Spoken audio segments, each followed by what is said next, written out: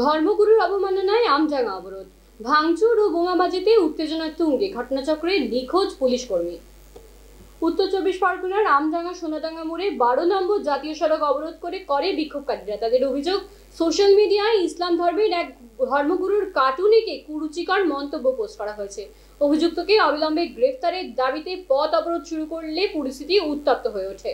Police অবরোধ তুলতে গেলে বিক্ষোভকারীরা পুলিশের গাড়ি ভাঙচুর করে এবং বোমাবাজি শুরু করে, যার জেরে পাল্টা লাঠিচার্জ শুরু করে পুলিশ। সূত্র মারফত জানা যাচ্ছে, এই সংঘর্ষে বেশ কয়েকজন পুলিশ কর্মী নিখোঁজ হয়েছে। পরিস্থিতি নিয়ন্ত্রণে আনতে পুলিশ সুপারের নেতৃত্বে বিশাল পুলিশ বাহিনী এলাকায় প্রবেশ করার চেষ্টা করছেন। তবে আন্দোলনকারীদের বোমাবাজির কারণে পুলিশকে বেগ পেতে হচ্ছে। বর্তমানে 34 নম্বর জাতীয় সড়কের বিভিন্ন স্থানে অবরোধ চলছে। উত্তর 24 পরগনার বিভিন্ন থানা থেকে অতিরিক্ত পুলিশ কর্মীদের এনে পরিস্থিতি নিয়ন্ত্রণে আনার চেষ্টা করা হচ্ছে। জানা যাচ্ছে, এলাকায় দফায় দফায় উত্তেজনা বজায় রয়েছে। ছেলে কি নাম আমি জানি না, ওকে আমাদের লোকজি কাল্পনিক ছবি দিয়ে তার লাথি মারছে।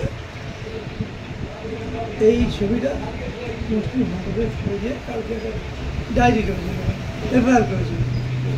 ছেলে ধরতে ছেলেটাকে ধরতে পারলে কিছু হতো না, ছেলেটাকে ধরতে পারেনি বলেই একটু অশান্তি হয়েছে।